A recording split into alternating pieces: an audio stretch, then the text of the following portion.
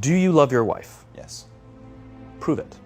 Like, what's the metric? Give me the number that helps me know, right? Because when you met her, you didn't love her. Now you love her, right? Tell me the day the love happened. It's an impossible question. But it's not that it doesn't exist, it's that it's much easier to prove over time, right? Leadership is the same thing. It's about transition. So if you were to go to the gym, it's like exercise, right? If you go to the gym and you work out and you come back and you look in the mirror, you will see nothing. And if you go to the gym the next day and you come back and you look in the mirror, you will see nothing, right? So clearly there's no results, can't be measured, it must not be effective. So we quit, right? Or if you fundamentally believe that this is the right course of action and you stick with it, like in a relationship, I bought her flowers and I wished her happy birthday, and she doesn't love me. Clearly I'll give up. That's not what happens. If you believe there's something there, you commit yourself to an act of service. You commit yourself to the regime, the exercise. You can screw it up. You can eat chocolate cake one day. You can skip a day or two. You know, it allows for that. But if you stick with it consistently, I'm not exactly sure what day, but I know you'll start getting into shape. I know it. And the same with the relationship. It's not about the events. It's not about intensity. It's about consistency, right? You go to the dentist twice a year, your teeth will fall out. You have to brush your teeth every day for 2 minutes. What does brushing your teeth twice a day for 2 minutes do? Nothing. Unless you do it every day, twice a day for 2 minutes, right? It's the consistency. Going to the gym for 9 hours does not get you into shape. Working out every day for 20 minutes gets you into shape. So the problem is we treat leadership with intensity. We have a 2-day offsite, we invite a bunch of speakers, we give everybody a certificate, you're a leader, right? Those things are like going to the dentist. They're very important, they're good for reminding us or getting us back on track, learning new lessons, but it's the daily practice of all the monotonous, little, boring things like brushing your teeth that matter the most. She didn't fall in love with you because you remembered her birthday and bought her flowers on Valentine's Day. She fell in love with you because when you woke up in the morning, you said good morning to her before you checked your phone. She fell in love with you because when you went to the fridge to get yourself a drink, you got her one without even asking. She fell in love with you because when you had an amazing day at work and she came home and she had a terrible day at work, you didn't say, yeah, but let me tell you about my day. Right. You sat and listened to her awful day and you didn't say a thing about your amazing day. This is why she fell in love with you. I can't tell you exactly what day, and it was no particular thing you did. It was the accumulation of all of those little things that she woke up one day and as if she pressed a button, she goes, I love him, right? Leadership is exactly the same. There's no event. There's no thing I can tell you you have to do that your people will trust you. It just doesn't work that way. It's an accumulation of lots and lots of little things that anyone by themselves is innocuous and useless. Literally, pointless by themselves. People will look at little things that are good leadership practices and say, that won't work. And you're absolutely right. But if you do it consistently, and you do it in combination with lots of other little things, like saying good morning to someone, that looking them in the eye. My friend George, who's a 3-star general in the Marine Corps, he says his test for leadership, and I love this, he goes, his test for a good leader is if you ask somebody how their day is going, you actually care about the answer. The number of times we're walking to a meeting, we're rushing, we go, how are you? Not good, I gotta get to you later, I'm late for a meeting. Right. If you ask the question, you were standing there and you were listening to the answer. It's those little innocuous things that you do over and over and over and over that people will say, I love my job. Not I like my job. I like my job means, yeah, the challenge is great, they pay me well, I like the people.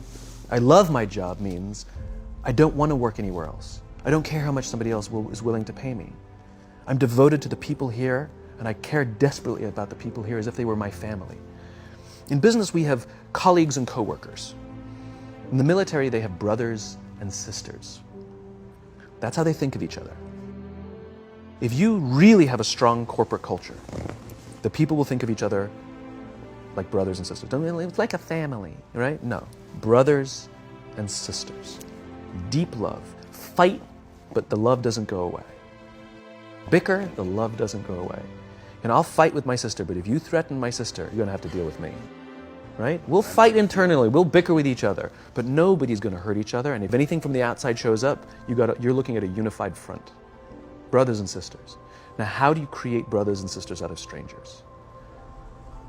Common beliefs, common values, parents, in other words, executives who care about their children's success, who care to raise their children, teach them skills, discipline them when necessary, help them build their self-confidence so that they can go on and achieve something more than you could have ever imagined achieving for yourself. That's leadership, an absolute love and devotion for the people who've committed their lives to this enterprise. It's a human thing.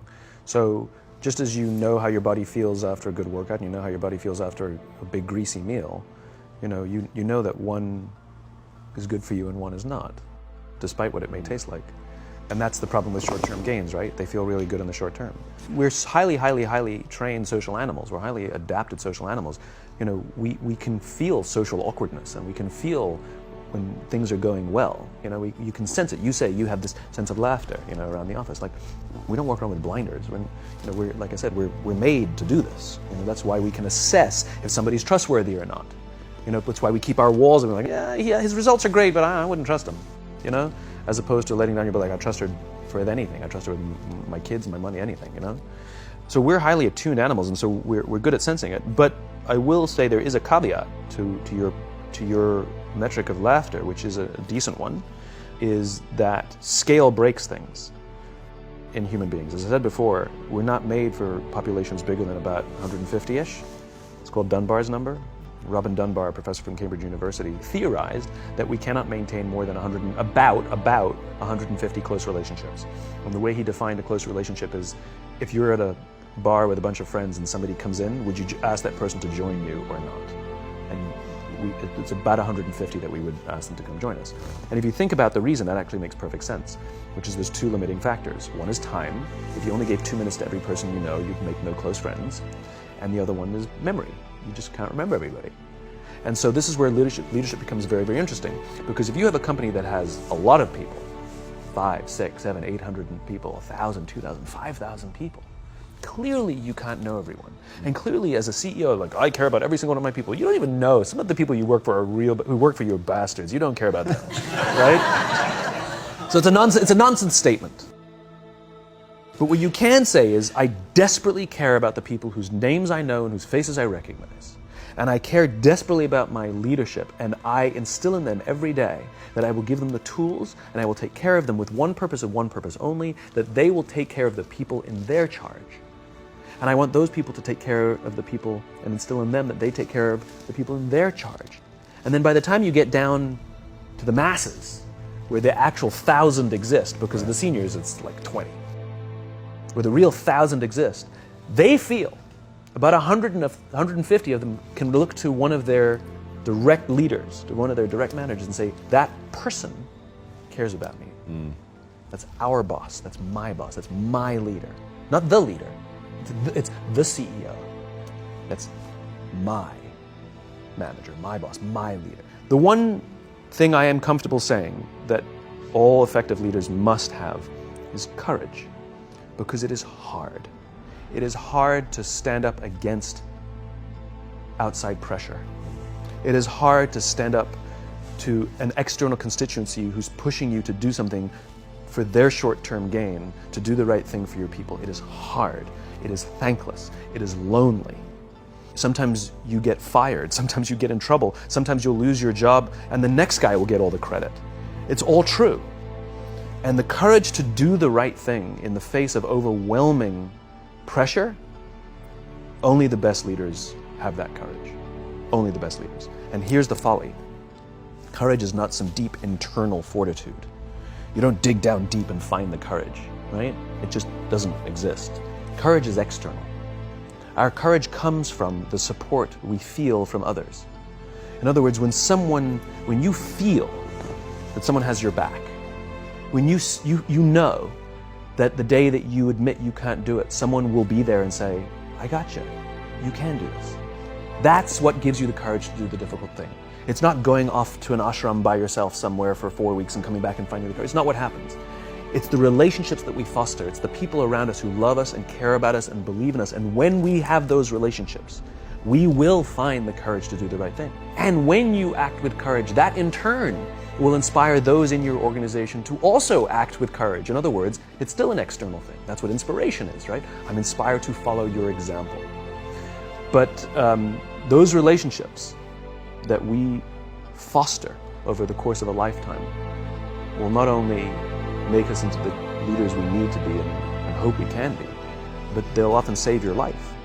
They'll save you from depression, they'll save you from giving up, they'll save you from any matter of negative feelings about your own capabilities, your own future.